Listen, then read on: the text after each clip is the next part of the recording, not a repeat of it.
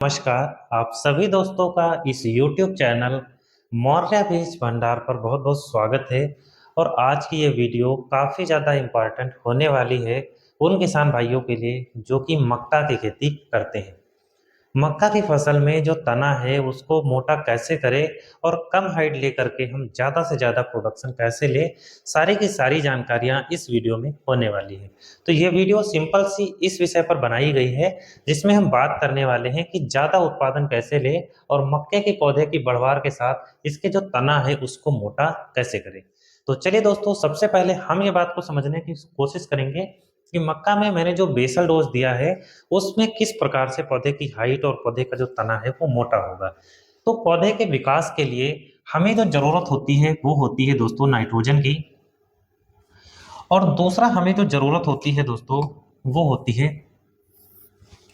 पहला हमें जो जरूरत होती है वो होती है नाइट्रोजन की, दूसरा फास्फोरस की और तीसरा होती है पोटास की। मैं मिट्टी के माध्यम से इन तीनों पोषक तत्व को देता हूं। ये दो रूपों में आप दे सकते हैं। सबसे पहला होता है डीएपी और दूसरा दोस्तों जो आता है वो है एनपीके।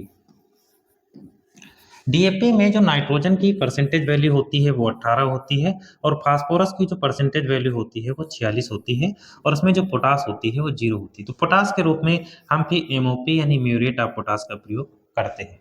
एनपीके की बात करें तो इसमें बहुत सारे ग्रेड आते हैं, जैसा कि सबसे पहला ग्रेड है 12 32 16 और दूसरा इसके अंदर हमें 10 26 26, ये दो ग्रेड देखने को मिलते हैं। इसके बाद में सुफला जैसी खाद्य 15 15 15 16 16 16 18 18 18 या फिर 20 20 0 13, ऐसे तमाम तरीके के ग्रेड आपको देखने को मिलते हैं।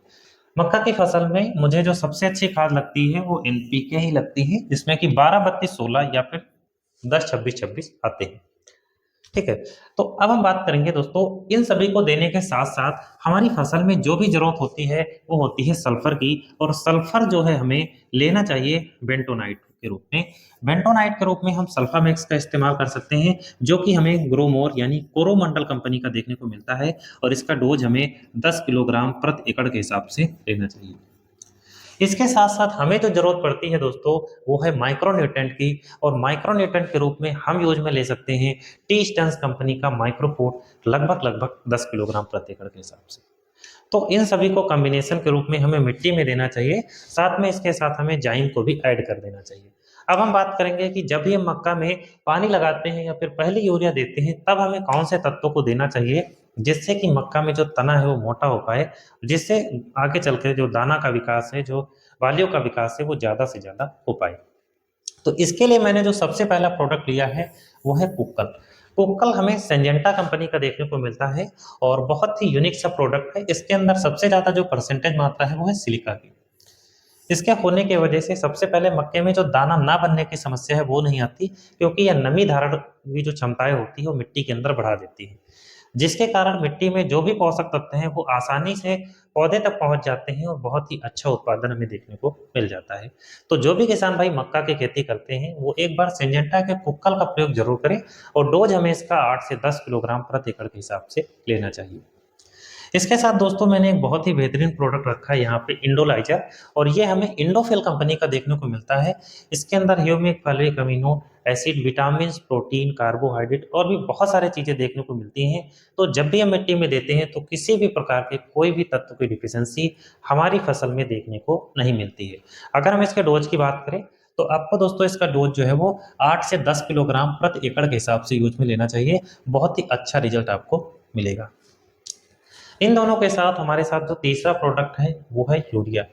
यूरिया का प्रयोग जरूर करना चाहिए और डोज की बात करें तो 40 किलोग्राम प्रति एकड़ के हिसाब से आपको जो यूरिया है वो देना चाहिए। और इन तीनों को आपस में मिक्स करके हमें पानी लगाने से पहले दे देना चाहिए, उसके बाद हमें जो पानी है वो देना चाहिए। इन तीनों को मिलाने के बाद जो आप रिजल्ट देखोगे ना दोस्तों वो चौंकाने वाला आएगा।